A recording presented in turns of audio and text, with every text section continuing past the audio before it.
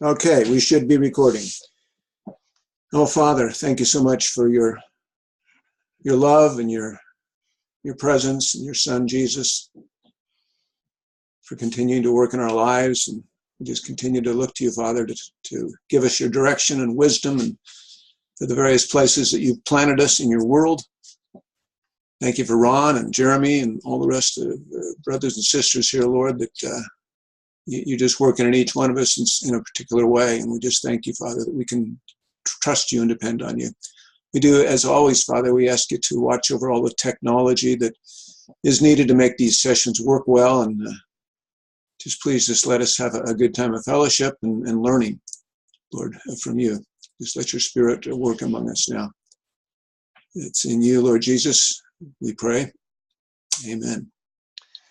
Amen. Thank you, Bill. Appreciate that. I thought we would start today, before I turn things over to Ron, I thought we'd start today with a little bit of housekeeping, just to make sure. So first and foremost, Jeremy Main, thank you so much for the catch that you sent me this morning. Your journal is not due yesterday. Your journal is due next week, guys. So thank you for that, Jeremy, for alerting me to that. I made that change. We're good to go there. Secondly, there is no discussion this week. Kind of two reasons for that. So there's not going to be an online discussion that you're going to have to jump in on. Two reasons. I want you to start working on your assessment outlines. And then secondly, the other reason is that there's a book, the Imordino book, Organizational Assessment and the Improvement in the Public Sector, that needs your attention. So if you've already read it, great. If you haven't, this is really going to be helpful for you in putting together the actual assessment that the class is based on. So we wanted you to get the opportunity to jump into starting to read that this week. Next week, there is a discussion forum, but the discussion forum is actually you uploading an outline of what you're working on for the assessment. And then you're just going to give each other kind of some feedback. So I included in both the files for week 7 and the files for week 8, I included a good assessment outline that you can look at. Bill sent a few of those my way, and so I put one up there so you can see it and kind of know how to assess or how to actually lay out the assessment. You'll get some more information on that next week as you log in, but I want you to be thinking about, as you're putting these assessments together, we're going to actually be doing kind of a presentation for one another to give each other feedback as well. So you'll have the written feedback that you'll get from your peers, but then we'll actually do one more Zoom room meeting where you'll actually do a presentation for your peers, and we'll give you feedback there as well. The question on that is, what day would you guys like to do that? We can either do it May 28th or we can do it June 4th. So I'm going to give you guys a chance now to chime in. What day would work best for you, May 28th or June 4th? Either one is good for me, Dr. Graves. Okay. Okay, so Adili says either one works for her. What about the rest of you? Either one's fine for me. This is Tim. Yeah.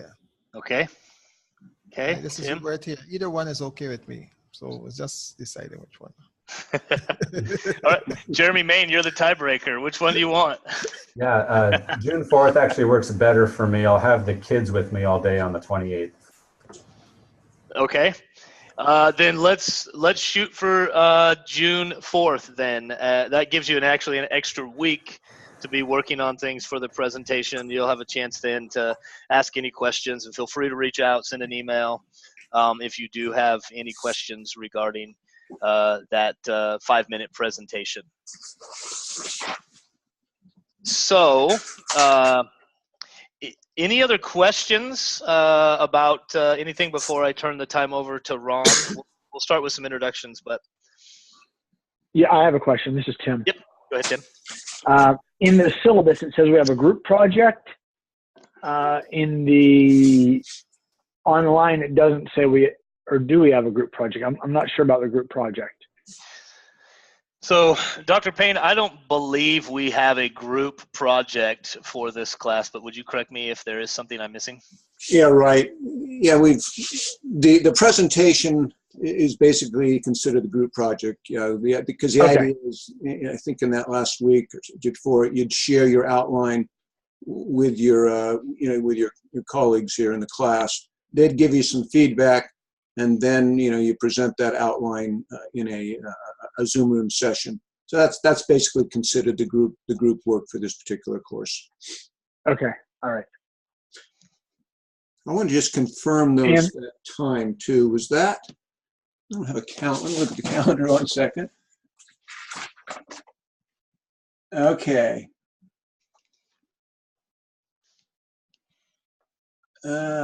So we were looking at either.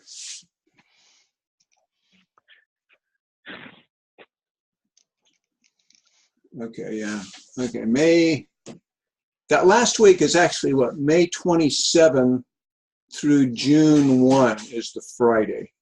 Okay. So if you did it on Monday, you're looking at the 28th. If you do it on Friday, you're looking at the 1st of June. Oh, okay. So the 4th is not an option, Bill? You could do it on the 4th. Yeah, I mean, that's not a problem. That just officially, that's really the last week of the online class sessions. I don't think there's any problem. I think the class will still stay open. Yeah, I mean, it Okay. stays open till the end of June because Right. the papers I think are due at the end of June. So yeah, you could still do it on Monday the 2nd. As far as I'm concerned, yeah, I don't see any conflicts there. Monday's the 4th, not the 2nd, I think. I'm sorry. Yeah, so we got Monday the 4th, Right. Friday the 1st, or Monday the 28th. Yeah. Yeah, I think everybody was fine, with either of those two dates, the 28th or the 4th, but Jeremy said it would be a little bit easier to do the 4th, so I was going to go with the 4th. Does that work for you? I mean, is that okay with you? I think so. Let me just check one other calendar here. Okay.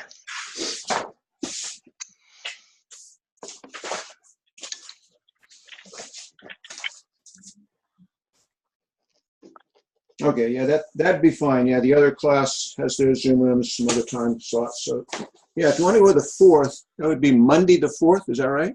Yes, Monday the 4th. Monday the 4th at 9 a.m. Uh-huh. If that's good, we'll go ahead and put that down as a Zoom room. Is Irissa with us today? Oh, yay.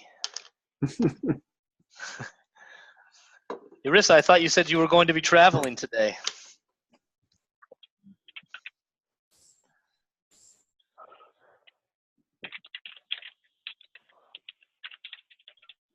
Oh, okay. It looks like Irissa is with us, which is great.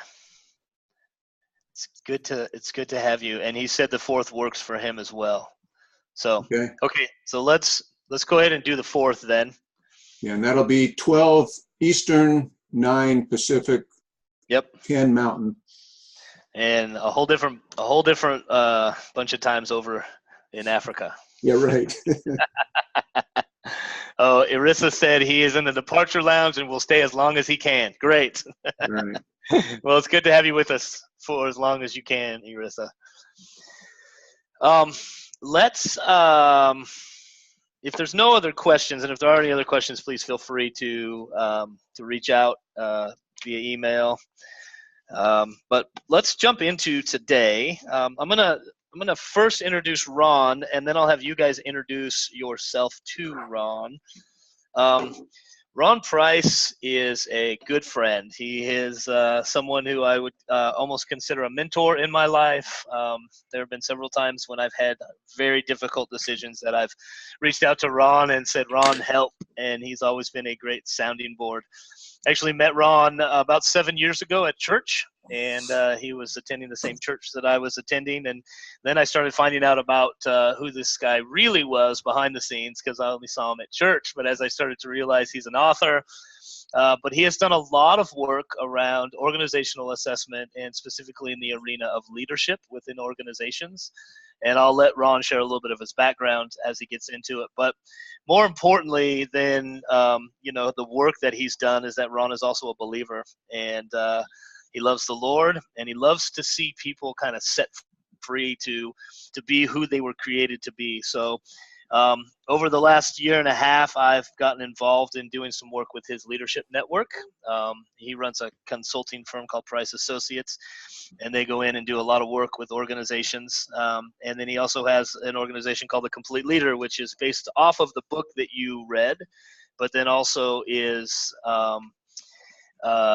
works with organizations around leadership, and has a kind of an MBA type 14-month program that's attached to it that organizations go through. So it's been a pleasure working with Ron. He's become a good friend, and I was really excited when he was able to kind of fit into his schedule our time today. So I want to say to you, Ron, first, thank you for your time. And then secondly, thank you for the PDF version of the book that we're able to get into the hands of our friends who are having a harder time getting a hold of it. We really appreciate that. And with that, I would love for you to introduce yourself to Ron. Tell us a little bit about what you do, and then Ron, you can take it from there. So Tim, you're first up on my list, so let's start with you, and we'll just go from there. Sure. Hi, glad to be here. I'm really looking forward to today's session. I was able to look at the website prior to coming and check out the book a little bit, and it's very exciting because I also work with organizations. I've been at it at the organizational level for about 5 years. But that's really not a lot because I've been learning those 5 years. They've been small businesses around the Ohio area. I live halfway between Cleveland, Ohio and Pittsburgh, Pennsylvania. The work that I do is some leadership coaching, is some strategic planning, is some team building using the Lencioni model, the 5 behaviors of a cohesive team, and a little bit of conflict resolution, and just some other execution on the strategic plan. So this is a very exciting meeting for me today. Excited to learn here. This is my first Baki class in the DTL program. And it's just kind of been enjoyable to keep learning as much as I've learned so far, and look forward to this week. So glad to be here. Thanks, Tim. Great, thanks, Tim. Adili, I see you're up next. Am I getting your name right now? Not quite. It's a daily, but that's okay. So good afternoon, everyone. Well, as I said, my name is Adele Faria. I'm in Guyana, so I'm quite far away from Arisa and some of you. I've spent the last 23 years in banking. I'm actually associated with the Bank of Nova Scotia, which we call Scotiabank. Most of my life has been in lending and risk management, a little bit of marketing here and there.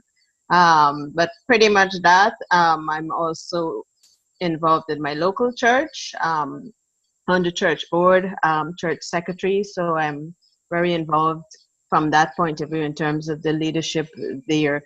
So I'm looking forward to this discussion today. Some very eye-opening, different ways of looking at things. I know usually they would tell you strengthen those weaknesses, but the book says otherwise. So I'm looking forward to hearing a little bit more about some of that today. It's nice to meet you. Thank you. All right, Adili, I will do my best. Daily, I will do my best to get it. Irissa, can you share, or is it just too loud there?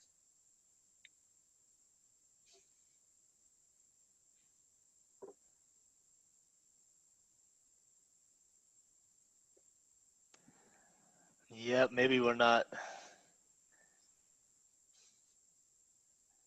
All right, well, let's move on to Hubert. All right, good day, everyone. I'm Hubert from Guyana. I've been working as an engineer for about the past 26 years, civil engineering background, that is. Right now, I am attached to the main landfill site here in Guyana, helping with the management of that site. But part of what I do is waste management, engineering, construction consultancy. Also, I'm involved in my local church leadership, and I'm really learning a lot from this course. It has opened up my eyes to all kinds of things. And I'm really appreciative of what God is doing through it. So I continue to look forward to, the learning and then the application of the learning, of course, because that is essentially what we're here to do at the end of the day. Thank you. Pleasure meeting you. Thank you, Hubert.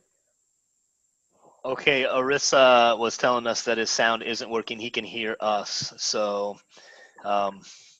Jeremy, tell us a little bit about you.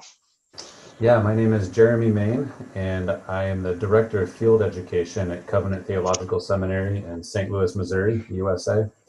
Part of what I do, part of what we're doing now is rebuilding our field education or internship program to be integrated as part of a ministry leadership formation core that has 5 courses as well as the field experience bundled together as a process throughout the entire degree. So I'm both kind of moving my way through thinking about ministry leadership formation in the context of higher education as it connects to any given student's ministry on the ground, but then also just continuing to grow and think about my own leadership at home, at church, in my neighborhood, and even within this organization. So it plays a couple different ways for me, and I've been exceedingly grateful here. Okay. Irissa said he can hear us. And so Ron Irissa is from Rwanda. He is a pastor and then also in with the Anglican Church, and then also runs or is involved with an organization called Hope International. So anyway, he can hear us, but he can't correspond. He'll chat with me if he has any questions for you. Very good. So you're up. Take it from there. Thank you, Jeremy. I just want to mention to Arissa before we jump into things that there is a church plant in Boise of the Anglican Church. It's a church plant from the Rwandan church. So it's a mission team that's, instead of going outside of the U.S., it's in the U.S. being sponsored by Rwanda. So we have some kinship there. It's great to be with all of you. I appreciate the time that we have together, and I'll give you a brief overview of my own background, and then we'll jump into things. I hired my first employees back in 1971, and I've been interested in what it means to be a leader ever since then. In 1977, I was ordained as a lay pastor, and that opened up a chapter of 9 years of work full-time in churches. And then in 1986, feeling that I was supposed to be back in the business arena, I started to explore other options. That was quite a journey in and of itself to make that kind of a transition. But in 1989, I moved from the Midwest, Michigan, where I grew up, to Idaho, where I took over a company that I ran until 2000. And we opened up operations in 8 different countries. So it was a wonderful experience of building leadership teams in different cultures. At the beginning of 2000, I felt once again that I was being prompted by the Lord to make myself available for something new. So I retired from the business that I'd been running. And then after exploring some things in 2004, started Price Associates. And our purpose is to help leaders grow. And we do that with experts that work in the areas of people or leadership and innovation and culture. And so I'm going to share with you some of the things that we've done and let you ask questions or critique it however you want to handle our time together today. We've had the opportunity since we started Price Associates in 2004 of working with upwards of 1,000 leaders in direct contact with them. Our Complete Leader program, which we launched in 2014, has had approximately 500 leaders go through that program. Jeremy mentioned that that's a program that's 14 months long. Sometimes we adapt it to 12 months or a little bit longer, depending on the group that we're working with. But it's a pretty focused leadership skills development program that we built as if it was going to function like an EMBA, but only thinking about leadership skills. So today, Jeremy asked you to share with you some of the things that we've done in the area of leadership development and then job benchmarking. So I'll try to divide our time fairly evenly between those two and give you opportunities to ask questions.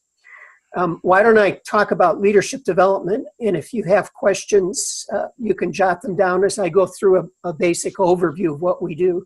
And at the end of that, I'll open it up for questions or comments and conversation before we go on to job benchmarking. One of the things that attracted us to leadership development was a lot of research that we saw that indicated that there's an awful lot of money spent on leadership development, but not very much success. So Deloitte puts out a global human capital trends report each year, and I followed it for a number of years now. And you could find the same kind of data in the 2017 or the most recent report. But I'm capturing what they said in 2016 because they said it as succinctly as they have in the years since then. That essentially most executives don't think leadership development programs are working as well as they should, and that we have to think about new ways of developing leaders for a number of reasons. We have a lot of trends that are impacting the practice of leadership today.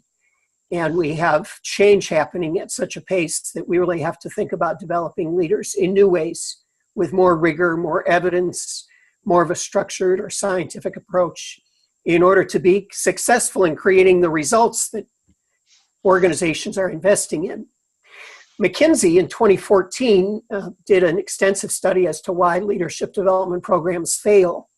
And it has guided us a lot in how we designed the Complete Leader program and the way we think about any of our programs. So I'm just going to review the 4 reasons that they uncovered for why leadership development programs don't perform at the level that they should. The first is overlooking context, that too many leadership development programs miss the opportunity to be customized to the specific strategy or culture or leadership mandate of the organizations that the leaders are in. So we spend a lot of time making sure that we understand what's important to the organization in terms of developing leaders, what their culture's like, where they're headed, so that we can then take from the reservoir or the repository of resources that we have to customize each of the programs, not just to the people in that program cohort, but also our programs, the participants each have an individual coach. So we're customizing the learning pathway for them based on their individual objectives as well. The second reason why leadership development programs fail, and I'm assuming that you can all see my screen right now. I should have asked that earlier. I can see it, yes. Okay, great. The second reason that these programs fail is because of the difficulty of converting that reflection that happens inside a program into real day-to-day work. And it's tough to move from understanding or learning to applying. And so that's an important part of what we've looked at in trying to overcome this obstacle to success. The third reason that the McKinsey report identified that leadership development programs fail is because we underestimate the mindset of the people in the program and what it takes to actually change a behavior. Too many programs only focus on skill development or only focus on learning more about organizational structure, organizational design, or performance. And they don't spend enough time going toward the root causes of what makes changing behavior so challenging, so difficult. And then the fourth reason that they identified for leadership development programs failing is that we have had a hard time coming up with good ways to measure results. And if organizations who are investing in leadership development don't insist on developing some types of measurements for organizing results, then the initiatives usually aren't taken that seriously. I really haven't intended to spend a lot of time on that today, but there are different levels of how you measure results that begin with the way that people respond immediately to whether or not the program was engaging and relevant to their work, something that we collect at the end of every session that we do, all the way to how has this program impacted the organization's results, whether they're financial or otherwise. So these are the 4 things that we look at in the way that we think about developing a program. And when we start a program, we start with this question for everybody who's a participant. We tell them that our objective of the program is for it to be the most impactful leadership development experience of their career. And we talk about what we need to do as facilitators and coaches in order for that to happen. But equally or more so, we talk about what is it that they're going to do that will make that the case. Because we're convinced that whatever kind of education or learning and development process you go through, the person who is the student or the person who is decided to go through the program is the greatest determinant to the success of the program. It's their level of commitment, the way that they take advantage of the relationships, the content, the practices that happen during the program. So when we start one of our programs, we want to make sure that we start with this self-reflection so that the participants are developing their own commitments and then developing accountability for those commitments, both with their professional coach. And then throughout all of our programs, they also have what we refer to as a peer coach that they check in with weekly so that they have some peer accountability. So from there, we want to talk about what leadership is and to lay a foundation or a definition of leadership. And of course, Peter Drucker, one of the greatest authors around the topic of leadership, and certainly somebody who has influenced me over and over again throughout my career, defined leadership simply as someone with followers. And that naturally leads me to the question of, so what would make somebody want to follow a leader? What is it that would cause a leader to attract followers? And I think it's really the different extent to which that leader is a person of influence. So in our program, we talk about what does it mean to be a person of influence, and we break it down into 3 different dimensions of leadership, the way that we describe it.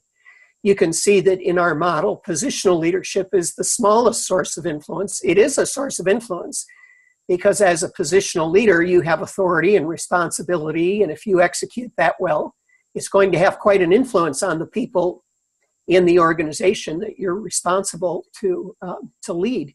But we also look at 2 other kinds of influence that we consider to be equally or even more important in leadership. One is expertise, and the other is character leadership. So we start at the beginning by laying a foundation that there are these 3 spheres of influence as leaders that we develop that will determine our success. In talking about positional leadership, we explain that positional leaders are always granted that. It's always a job on loan or a leadership role that's on loan that everybody has to give back someday. And we want to remind them that people follow the position more than the person when it comes to positional leadership. And we usually talk about ways that either from my career or other people's careers, we had a lot of influence until we lost the position. And in my case, when I retired from the position, all that influence was gone overnight. It didn't mean that I didn't have other sources of influence, but my positional influence was gone. And that people who invest their whole career to get the position are making a big mistake because it's the least stable of any kind of leadership that we can develop.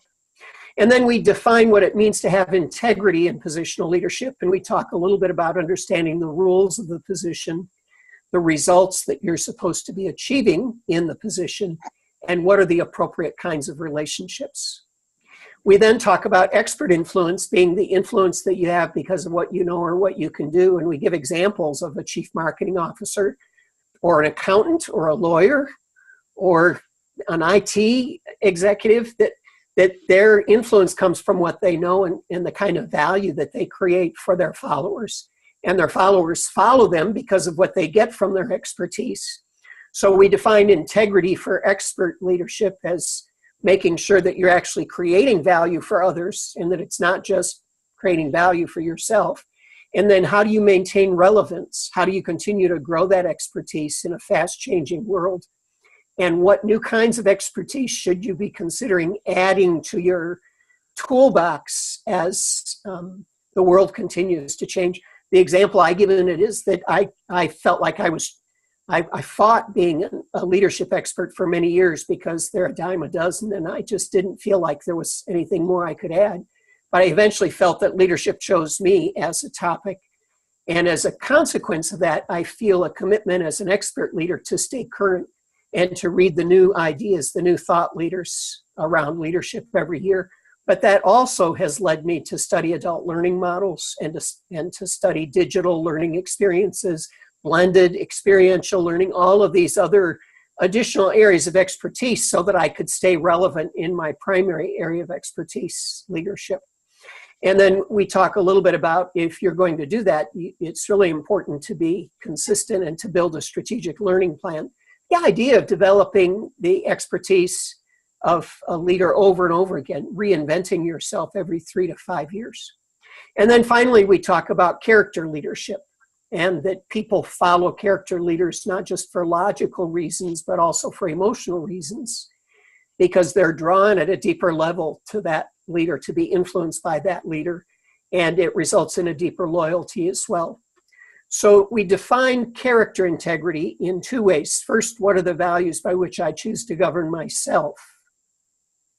And then secondly, what are the values by which I choose to relate to others? And in our leadership development programs, we have people develop these definitions, not just identifying a value like personal accountability or empathy, but defining what it means to them and why it's important to them.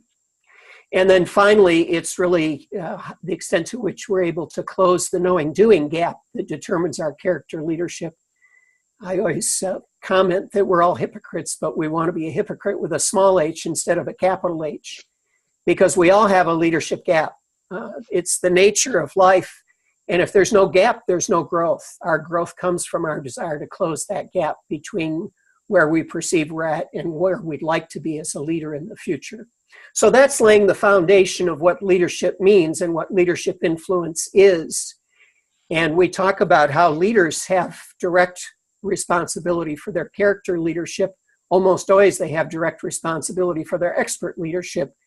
And most of the time, somebody else is responsible for their positional leadership. And it's just their job to be a good steward of any positional leadership that they've been given. So that lays the foundation or the model. And from there, we go into the book and the skills in the book that you have all looked at already, and these 4 different categories of skills. This came from years of us reading thought leaders around leadership, and also from the assessments that we use to identify leadership skills, leadership talent patterns, things like that. So I'm not going to spend a lot of time on this because you've had an opportunity to look at it. But in The Complete Leader, we identify 5 different skills that we call thinking skills, or I'm starting here a little bit in reverse, management skills, 5 skills for how leaders lead themselves or manage themselves. And then we have 12 skills for how leaders lead others.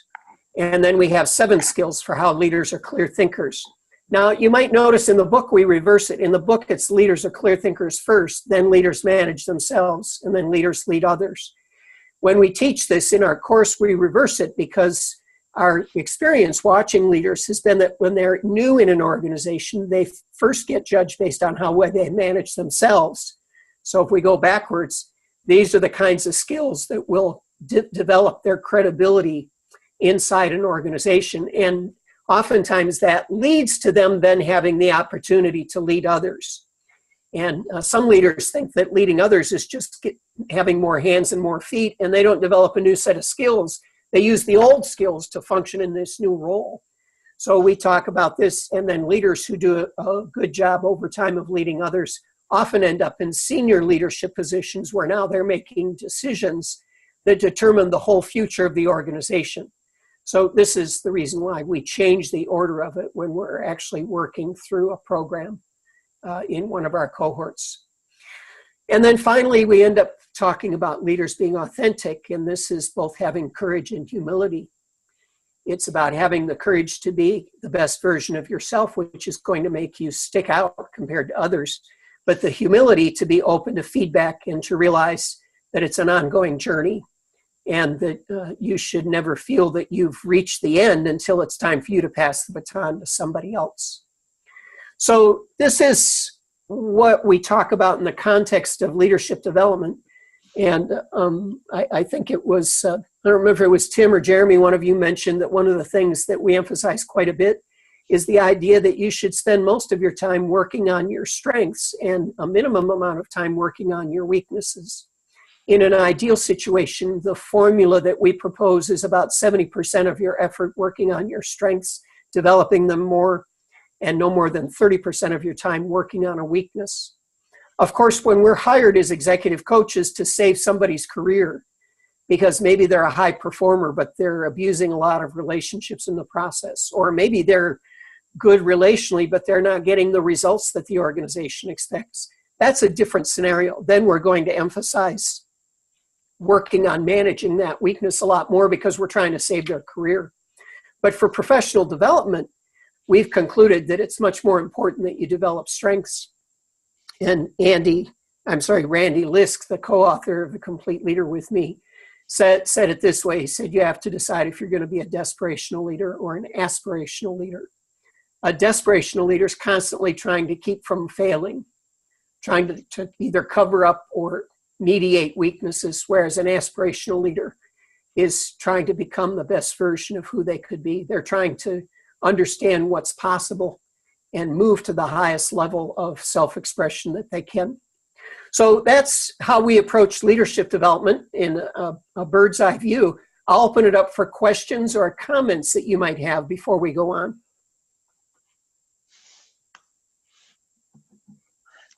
This is Tim. I'm really, well, I guess the first part of what you introduced of why leadership development fails, citing some of the different studies, and then your solution to that, the long-term program. I'm certified with the Leadership Challenge. So I've gone in, and what I found is that's basically 7 sessions that I take people through, whether that's over 2 days or 2 months.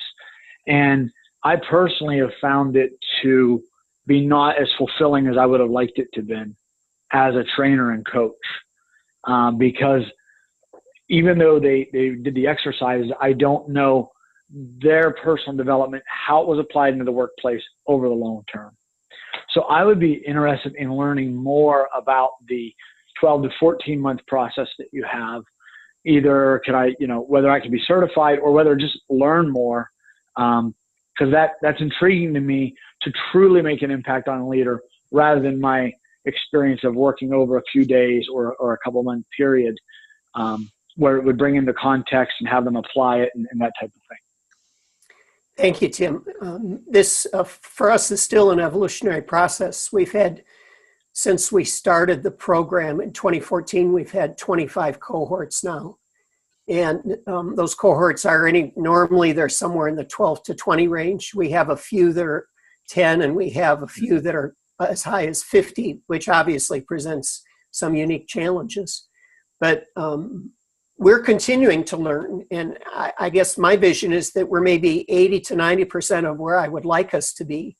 And each program we keep working on how can we make it more impactful. And when I say make it more impactful, I'm not, although obviously the content, the program content, we always want to work on improving, but we're really looking at the end results and all the different ways that we look to measure those. So I'd be happy to share offline with you more about that, Tim. And for anybody that wants to reach out to me offline, my email address is ron@price-associates.com. ron@price-associates, plural.com. And Tim, we do have a certification program for people who'd like to facilitate or coach. So that's something that we can pursue offline. Okay. Like, yeah. Anybody else? I should say, who else? Hi, just a comment and a question. The comment for me is, through reading the book and even what you said just now, in terms of closing the gap, it's all about being intentional, and it's up to you really how you close the gap and be deliberate about learning. I like the point that you spoke about the expert part, and that really zoomed. And you used the word stewardship as well. Never quite saw it like that in terms of the integrity of the expert component, creating value for others and maintaining your relevance. So I think that's a very good point. What I was wondering is, you mentioned how important context was. And in my opinion, in organizations with a lot more structure, maybe documentation, it's easier. How have you been able to do that where, let's say even in a church setting where you may not have any paperwork? Is it just a lot of interviews and that kind of an assessment? Yeah, thank you, Adele.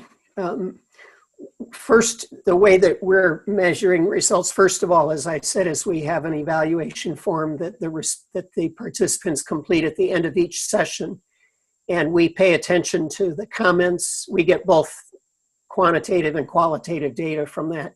We pay attention to that and make adjustments with each cohort based on what we learned from their feedback. The second thing is they each have a professional coach, and we regularly gather feedback from their coach. Their coach may reach out to us with some information. Our facilitators will have conversations with the coaches. Sometimes the coach ends up having conversations with their supervisor, where they have a supervisor. So we try to keep an open channel for all of those kinds of communication. At the end of the program, we have a more comprehensive evaluation of the whole program that we ask them to complete. And then we ask the coaches to write a letter to each of the participants at the end of the program based on how they've seen them change. And then when the organization has the documentation, we keep track of promotions or people advancing in their career. And we ask them to let us know anytime something they've learned in the program has had a tangible impact in the way that they do their work. So if you go to our website, thecompleteleader.org, you'll see a few case studies there. I'm reminded of one where somebody went through our module on conflict management and came back to us a couple months later and said that he had just saved his company $100,000 because of using what he learned in that program. So we look for all of those ways to be able to capture data. And I would say that it's hit and miss. In other words, we're not consistent capturing it across all participants, but we keep asking for it, working at how do we get better and better at it. And we are having discussions about additional kinds of tools that we might use, like 360 surveys or other ways of doing it. But whenever we can, we'll do case studies that capture both tangible and intangible impacts that have come from the program. Thank you. Thank you. Who else? Sounds like somebody's playing checkers or backgammon or something.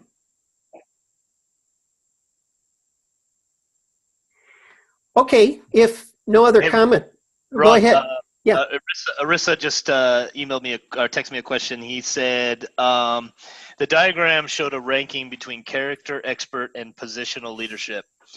If so, what's the basis of the ranking? Is there a possibility that the ranking is contextual or cultural?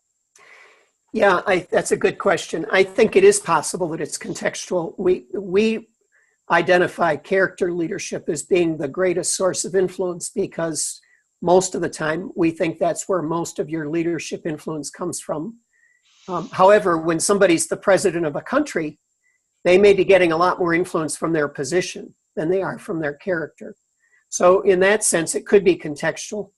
The other thing is because we work a lot with emerging leaders, we want to direct them to the opportunity that they have to take 100% responsibility for how they develop their character influence and how they develop their expert influence.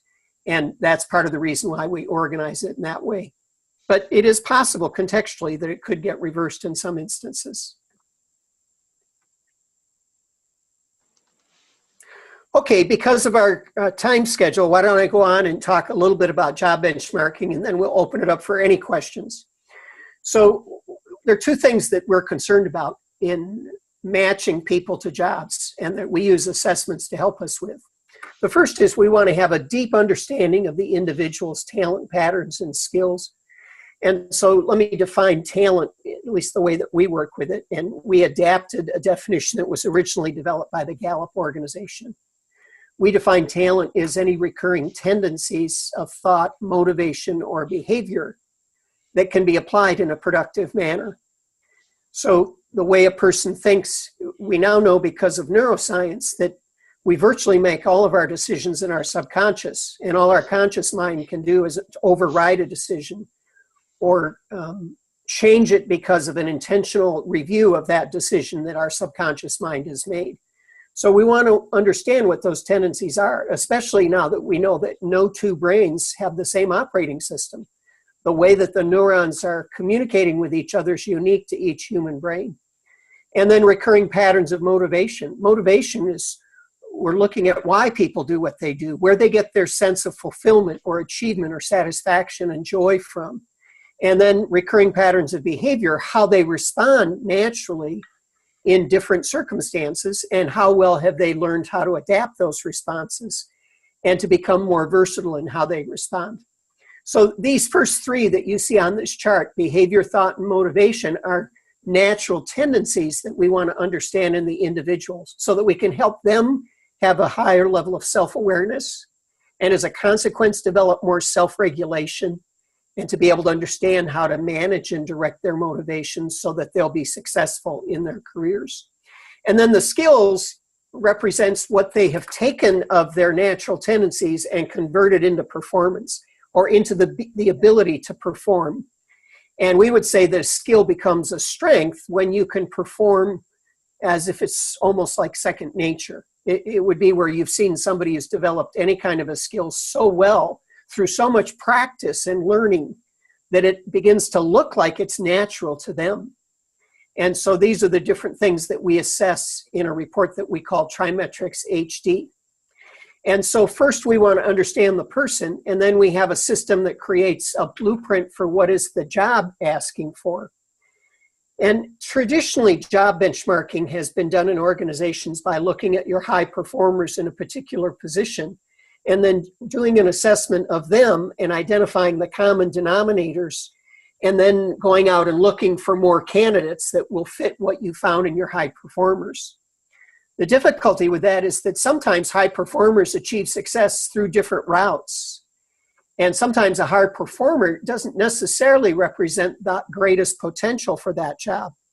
So one of the things that we've learned is when we're working with a company that has a grade A brand, like a Coca-Cola or a Pepsi, that they don't normally end up having A grade salespeople, because the salespeople don't have to be that good because the brand is carrying them.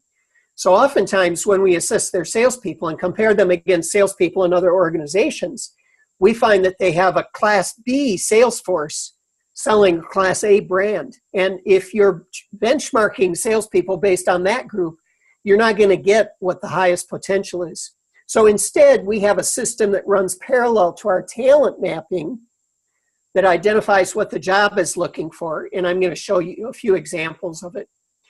I think Marcus Buckingham and Kurt Kaufman in their book, First Break All the Rules, did a great job of identifying that every job has a unique talent pattern that it's looking for, and it has unique skills that are required.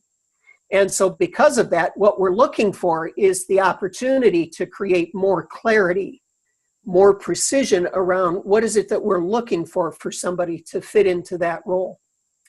So job benchmarking helps throughout the talent management cycle or throughout a person's career.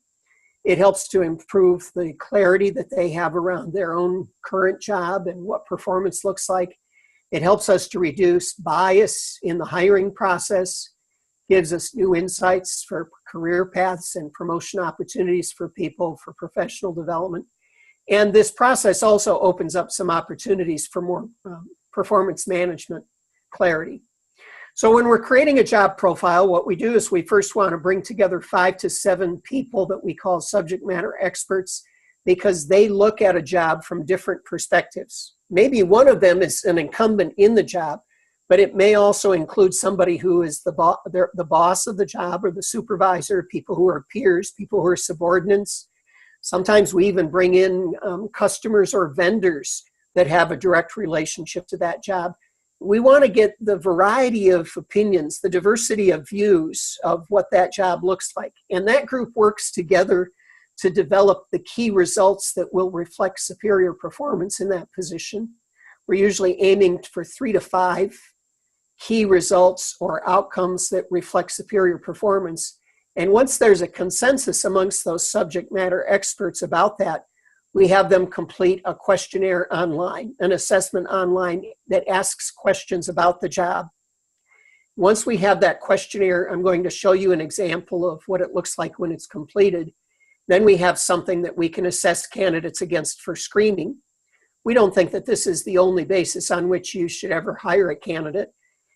As a general rule of thumb, we don't think that this relationship between the candidate's job report or the candidate's talent report and the job report shouldn't account for more than 1/3 of the overall weighting of the hiring process. Sometimes a little bit more, a little bit less, depending on the position in the organization. But it gives a lot more clarity, and it guides the interview process through the interviews. And then, of course, now you have the opportunity to use this tool as part of the onboarding process as well. So we start by asking the question, if the job could talk to us, what would it be asking for? And we're specifically asking about what are the recurring activities of this job? What are the traits that lead to superior performance? What are the specific leadership skills that will lead to superior performance? And then from that, with the group, we facilitate this conversation to get a consensus around 3 to 5 key results. They're almost like a strategic plan or a strategic overview of the job.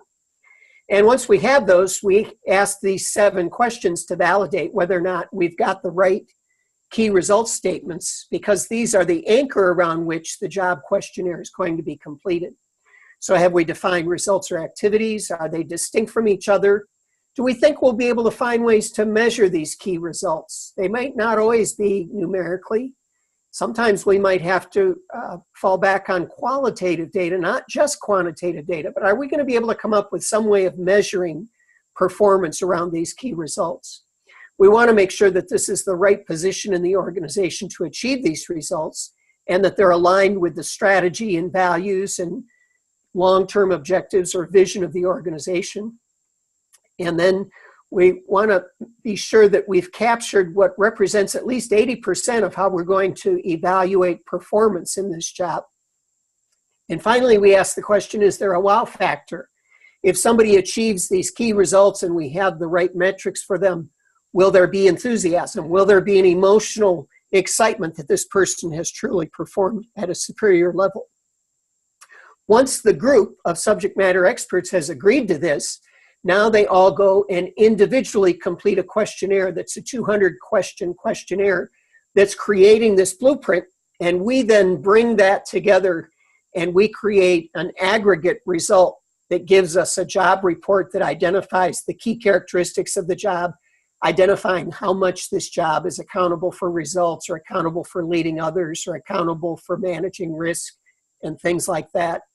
It gives us a hierarchy of competencies that are built around the 25 skills in the complete leader. So we say some are more important than others, and so we have this hierarchy from 1 to 25. And then it gives us a hierarchy of driving forces or motivators. We have 12 different metrics that we put in order of what this job is going to reward, how this job is going to bring joy to the worker. And then a behavioral hierarchy of 12 different traits, which identifies 12 different behavioral activities and how much this job is going to be engaging those different kinds of activity, like interaction or competitiveness or consistency or analysis, things like that. And then finally, the dimensional balance page gives us an idea of how this person should be making decisions and making snap judgments in order to satisfy or achieve the superior results in this job. After that, the job report gives deeper definitions around the top 7 competencies, the top 4 driving forces, and the top 4 behavioral traits. And then it gives a series of questions that can be used for interviewing candidates, or it can be used for coaching as well. So that's everything that's contained in the job report. And I have one here that I can pull up if we have time to look at later. But on the slides, what I'd like to do is show you, this is an example of what we get. In this particular case, you can see that we have a composite score. This is the average of everybody who completed the questionnaire. And then we have 8 respondents. We have the ability to use up to 10 respondents in each report. And if we have more than that are subject matter experts, then using spreadsheets, we can include those. But interestingly, I've done as many as 31 subject matter experts for one job. And when I look at their results compared to 5 to 7, there is really an insignificant difference between what we get as composite scores. So what we've discovered is 5 to 7 is a pretty good number to work with. And you can see that for each of these competencies, they have answered 4 questions each to determine, for instance, how important diplomacy and tact is for superior performance in that job. So we have 8 people here answering 4 questions. That means we have 32 data points that tell us how significant or how important diplomacy and tact is. And that works itself all the way down to the end. And then I'm analyzing it by highlighting the top 5 scores in each category, including any ties, and then identifying over here how many of the 8 people identified that skill as one of their top 5. So this is a way that we analyze the results. What we're really after is to eliminate bias so that there's more objectivity in looking at how a candidate matches up with a job. Once we have that completed, we can create what we call a gap report. The blue ball represents the candidate, the circle represents what the job is asking for, and the blue space represents a bell curve that gives us 68% of the population based on a large sample size of random reports that we use to create this report. Or we can also look at how a number of candidates compare against the job. So here's the job, here's our bell curve, and here are our candidates. And so this gives you different ways that we can use it for evaluating or screening candidates.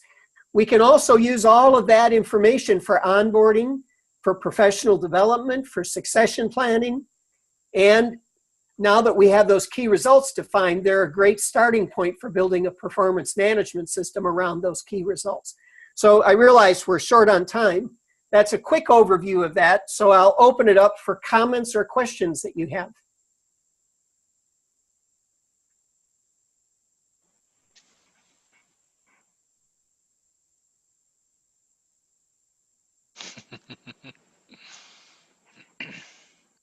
I feel like I just did a 4-hour program in about 50 minutes.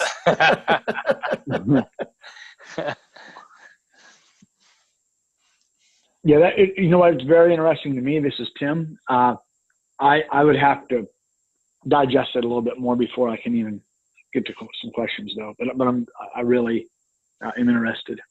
Great. Thanks, Tim.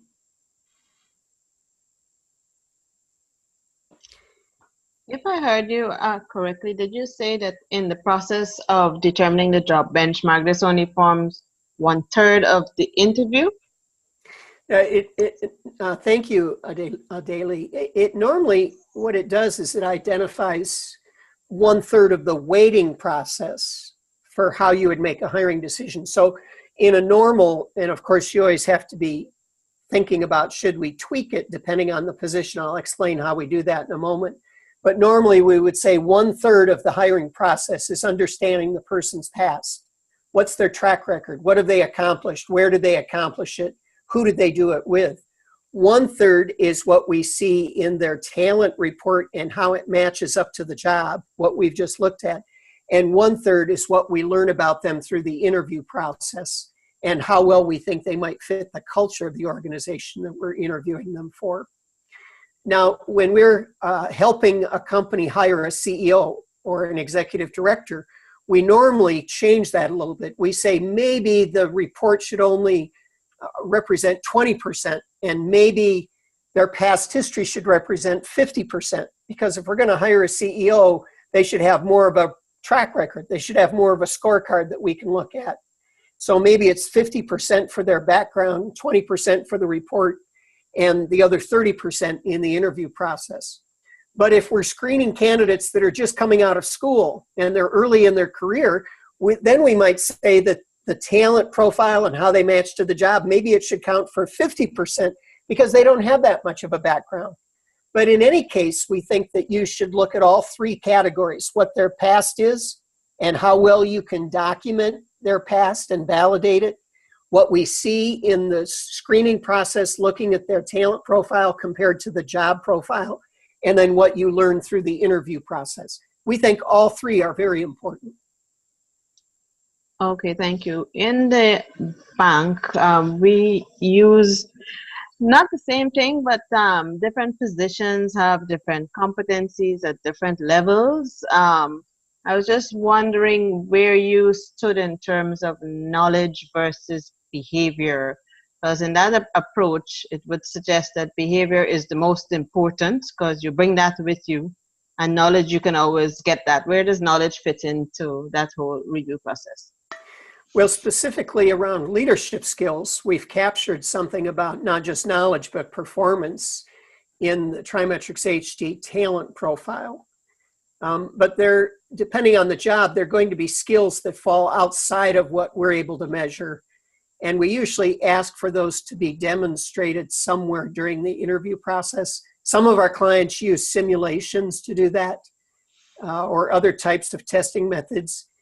We teach our clients how to use behavior-based interview questions. So give me an example of a time, and we want them to describe to us an experience they had where they had to demonstrate the skill that is germane to this position that we're considering them for.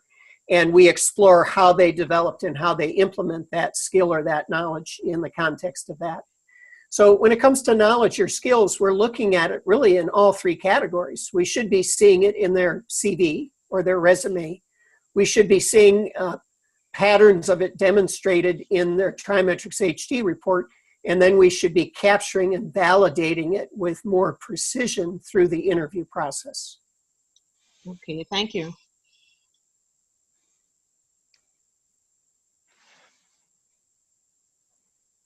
Well, I don't know how close you are to finishing on time. We are at the end of our hour. So I'm happy to stay on a little bit more if you want to, or you could follow up with questions later by sending me an email. But I know we are at the end of our hour. Yeah, Ron, we're good. We build in some time at the end purposely for for that. So okay, great. Yeah. Any of the rest of you, think back to anything you read in the book, any questions you might have around that. Think also about your organization and specifically maybe about some of the ways that you're thinking about assessing your organization in the areas of leadership and in the areas of job benchmarking. So Ron, each of these folks have had the opportunity to take the TriMetrix HD, and all I did was send it to them at this point, and have offered to do a debrief with any of them that would like to know more about it. But I wanted them to at least see the tool, and so it makes a little bit of sense to them. Great. And let me just make a couple comments about TTI Success Insights, which is the company that we get that report from. They were founded in 1984. And over the years, they've had a lot of interest in, first of all, the practical application of assessments so that people can resonate with them and use them effectively for their own self-awareness and development, but also for understanding others better. And some of what has set them apart and made them our vendor of choice has been that they use multiple sciences. They use multiple psychological models and instead of just depending on one. So when you completed TriMetrix HD, there were 4 different independent models that are brought together to generate that report for you. And as an interpreter of those reports, or as an analyst, Jeremy and I are looking for common themes that we see showing up in more than one model, where we see that kind of harmony. It's significant. It helps us to understand something about a person's natural behavioral tendencies or traits and what drives them, or the way that they make decisions, and then the way that they've converted those into skills, demonstrable skills. Another thing that I have really enjoyed about TTI Success Insights is that a number of years ago, they opened up a brain science lab where they have EEG equipment, and they hook people up and have them not only take the assessments the way that you've done it, but they have them take the assessments by watching those phrases and descriptors come up on a screen, and they're mapping 7 different levels of brainwaves in their prefrontal cortex. They've been able to advance the validation of their assessments through the use of neuroscience, but it's also been opening up new understandings, new insights into how each of these models work and how to continue to improve these models. So I've really appreciated them because of their pragmatic approach, but they also back it up with quite a bit of research, both statistical analysis and now brain science as well. And that's why I started using them as a customer back in 1997. And when we started Price Associates in 2004, I decided to get to know them much better and work more closely with them. And I've been really, really happy with their commitment and the versatility of what they provide compared to the other options that I've looked at over the years. So I hope that didn't sound like an advertisement, because that's not what it was intended to be. You're people who are looking at organizational assessment, and I thought you might have some interest in that. Hubert or Jeremy, any questions? Thank you.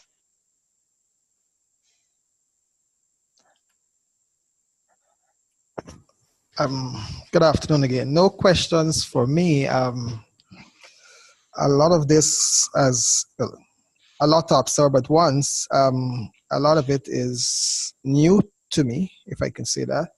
And so I'm trying not only to learn from it, but to see where, things apply. I mean, a lot of the work, for example, in the landfilling arena, what you require from most of the staff that you have on board are their skill sets.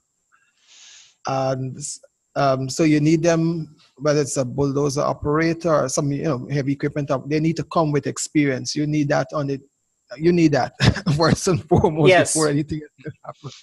Yeah. And so a lot of there's a lot about what will you do in such a case. Not a lot of developing scenarios for them to explain how they'll react to that, because that takes a lot of preference at that point in time. But generally, I'm also looking at how this applies to other areas of my life, whether it's in the church, the other aspects of the job, not just the mechanical aspects in terms of equipment operation, but you have staffing in other areas, and see how, where the skill sets they bring to the table, how they'll deal with certain scenarios. That kind of thing becomes a little more relevant. But like I say, I haven't done a lot of, this is new learning to me. And so I'm really just now trying to absorb and then see how I relate. Hubert, thank you. Great comments. And I would like to mention that I've focused today on the way that we use assessments for leaders. We have also dissected and used parts of this in different scenarios for different roles. For instance, we were working with Estee Lauder, the cosmetic company in China, and they hire hundreds of young women to sell their cosmetics in stores, in retail establishments, knowing full well that these women are part-time while they go to school and that these jobs are not going to be their career. So we only use a behavioral style assessment with them, and we're only looking for the traits of friendliness and optimism and people who enjoy interacting with a lot of people and aren't necessarily looking to go deep in those relationships. That's the only trait that we're looking for those, and it's helped them to do a better job, not a perfect job, but a better job of identifying and predicting success for people in those roles. At KFC in China, they were interviewing for manager trainees for all of their restaurants. They were interviewing 250,000 people a year for those positions, only depending on the interview to decide who they were going to hire. So we developed a model for them that only looked at 2 of these 4 models. And our objective, they only had 1 in 8 that they hired that made it to becoming a manager, that made it through the manager trainee program to becoming a store manager. So our objective was to raise that from 1 in 8 to 4 in 8. So again, we didn't expect that we could become perfect, but we were first giving them a much better success ratio, and secondly, reducing the number of actual interviews that they had to conduct, because they started to use our assessment on the front end of the screening process. And so these are different ways in different situations. One last comment, Hubert, that you might find interesting is there was a study done of truck drivers and safety records. And we came up with a pattern of what we were looking for a truck driver to have the optimal safety record. So we were able to save companies, I wasn't personally involved in this study, but the ability to save companies significant amounts of money in accidents by understanding amongst all these candidates as truck drivers, which ones should be put on which assignments and which candidates should we not consider because of the high likelihood that they won't do well when it comes to safety record. So just a few of the practical ways that we apply these. Today I was focused just on leadership in a broad context, but really a lot of the work that we do is customization to the individual organization and the individual position that they're wanting to improve performance in. I appreciate that. Thank you. Hi, this is Jeremy. I've got a couple different thoughts or questions. Working at a seminary, one of the things that we're encountering right now, and a lot of literature that's come out over the past 5 years or so, from some Pew-funded research projects and things like that, there's a rising set of voices that have essentially been saying, not just is seminary not accessible enough for our current and emerging leaders, but the kinds of skills and competencies that seminaries have trained in the past are not actually the competencies and skills that our current and emerging ministry leaders need to navigate the current context, particularly in the U.S.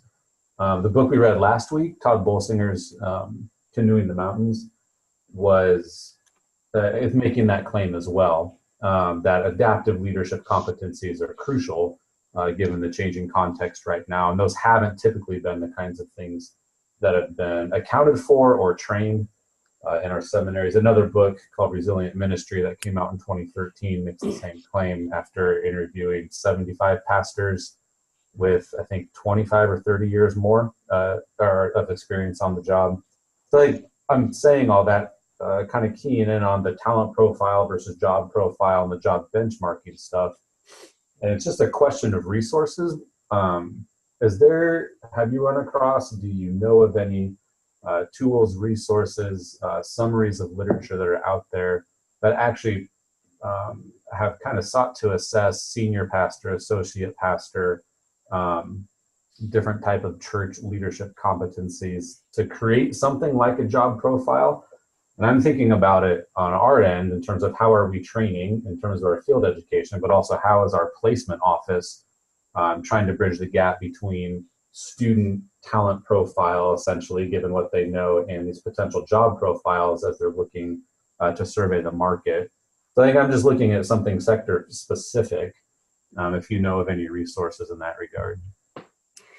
Tim, not at an academic level, but I have created job profiles for senior pastors and helped their church boards evaluate or screen candidates so that they have another layer of information to look at in considering candidates. I think it would be an interesting project to consider doing, but I would suggest that you probably don't have one profile.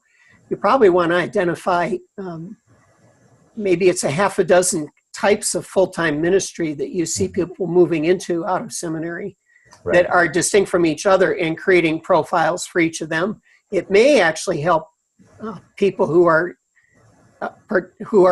enrolled in the seminary think about how they want to lay out their ministry pathway.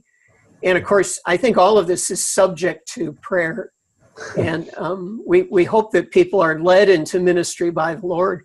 But I have found this not to be a competitive analysis or a competitive way, but a complementary to understanding what God's will is for somebody in ministry. Had a huge impact on me, which I don't think probably it's right to go into online here today. But I went through the pathway of ministry, and going through this process really gave me a lot of clarity about what my purpose is in Christ, along with the spiritual gifts assessments and things like that. Yeah. Okay. Hey, Jeremy, I will also just chime in and say that I've used this. I just took Trevor's church that you met last week. I took his entire team through the Trimetrics. They have 28 people on their team, and I took their entire team through it, and it really unlocked, at least in that context, it really unlocked some of the potential conflicts that some were running into. on the staff. And then the other thing it did was it also opened up, they were getting ready, actually, they had a children's pastor stepping down. And so we put together a team to figure out what questions we wanted to ask the candidate. Actually ended up hiring an internal candidate because after going through the process, they realized that was the best person for the candidate, for the job. But they weren't initially going that way. They initially they received resumes from, outside and other things. And so this was just a helpful process that they were able to use it. So I've been able to use it in a church setting. And then over coffee, almost a year ago, Ron threw a challenge out, and that challenge was to take the complete leader and kind of wrap some of the biblical principles around it. So I've been working and finished kind of the first draft of a complete leader companion guide for Christian leaders. And I'd be more than happy to, send you a PDF copy of that. You can take a look at it and see if that would be helpful as well. Cool. Yeah, thank you. Yeah, absolutely. Well, any other questions before we wrap up our time? I had one additional question if no one else, I don't want to compromise the time. Going back on the leadership development, you had mentioned it's for general professional development purposes, at the 70% of time working on strengths, 30% or so of time working on weaknesses is kind of the rule of thumb. That, of course, with crisis coaching or trying to save someone's career, that ratio can get tweaked. But given, both, I guess, how the book, The Complete Leader, is framed, given that, emphasis on working on strengths and cultivating and refining those, I'm curious to hear what you've experienced as common pushback or points of resistance to that, where people would say, I'm not so sure that I believe you. And what are their reasons? What are they coming at you with on that? Well, the biggest reason people come back at us is because my boss enrolled me in this program because he wants me to be better at this. And it's usually dealing with the weakness. And that's okay. And I don't think that we want to eliminate weaknesses, but we use a sports analogy to say, would you take Jerry Rice and tell Jerry Rice that because you're not very big and you're not a very good blocker, we want you to play the position of center? Maybe some of you aren't old enough to remember Jerry Rice. I'm dating myself. But when you think of sports, it makes absolutely no sense that we would organize around people's weaknesses. And there's lots of literature going back to Peter Drucker and before him, Alfred Sloan, who said the only reason you organize people is to leverage their strengths. Peter Drucker actually used the word to exploit their strengths and neutralize their weaknesses. So why do we get so fixated on weaknesses is one of the questions that we ask early in the program. And I think sometimes it's because we didn't have more insight in the positions that we accepted. And so we're in a position based on a set of skills that we learned in school or that we learned through experience, but not really in alignment with what motivates us. I can't tell you how many lawyers have come to me in their mid-30s telling me that they're unhappy and that they realize they're climbing the ladder of success and it's leaning against the wrong wall. So we go back to, well, how do we get there? And we start by the fact that the way that our brains are developed neurologically, most of the feedback that we get as toddlers is around what not to do instead of what to do. We get a whole lot more no's than we do yeses during a period of time when our brain is forming itself more dynamically than any other time in our life. And then we go to school and our work that we complete gets marked up for what we did wrong, not for what we did right. Oh, hopefully you got a few smiley faces, but most of the time the red marker is to tell us what we did wrong. And then we get into the workplace and we get into this thing that hopefully is changing called annual performance reviews. And with those, our manager, our supervisor actually gets marked down if they don't point out the weakness that we have to work on getting better at. And even though they might have said we're doing a great job and 80% of the performance review might have been positive, the thing that sticks with us is what they told us we're not so good at. So I think we've actually been, if I can use the word liberally, I think we've been brainwashed to focus on weaknesses. And when people enter one of our programs, I think that we have to reprogram. I think we have to actually convert their thinking. not because the literature's not there. The literature's there in droves that says that it doesn't make any sense to spend most of your time trying to fix your weaknesses. But because we have been trained in a way that's different than what the data demonstrates. And so I use my own testimonial and why I spent so many years as a desperational leader trying to keep from failing instead of an aspirational leader thinking what's possible. And a lot of times, in order for you to pursue what's possible, you have to learn how to say no to a lot of positional opportunities that are going to be dead ends for you. You might be familiar with the book that was written in the 60s called The Peter Principle, that most large organizations promote people to their highest level of incompetency.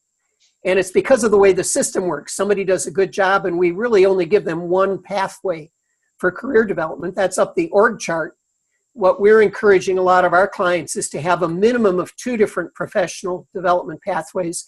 One is up the positional leadership chart and the other is the expert leadership pathway.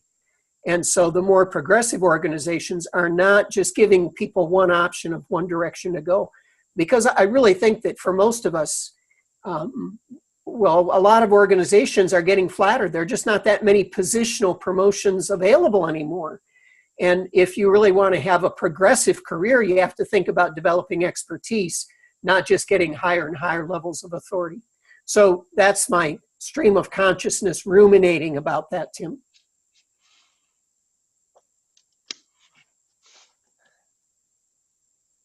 All right. Any other questions, thoughts, comments before we wrap up?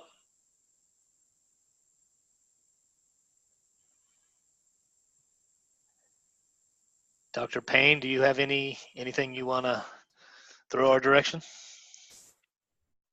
No, can't think of anything. Looks like great presentation, Ron. Really love what you guys are doing.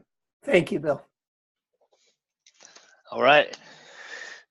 Well, with that, we won't see you for a few weeks, so enjoy your free Mondays for a little while, and but we'll be in touch in the online forum. And Ron, I just want to thank you so much for all of your leadership and for taking some time to be with us today. We really appreciate it. Thank you, Jeremy. Yeah, I have the sense that everybody who's a part of this group is going to change the world. So it's really an honor for me to be able to spend some time with you. Yeah. Yes, and by the way, Ron did ask if he may see some of your presentations towards the end of how you're using all of this information. So if you're okay with that, when we get farther along, I'll pass some of this on to Ron just for his own kind of continued research and learning. Yeah, great. And if I can do anything to help any of you, one last time, my email address is ron@price-associates.com. So thank you for letting me be a part of your group today. Yeah, great. Okay, well, take care, guys, and we'll be in touch. All right, thank you. Thank you. Amen. Thank you. Right.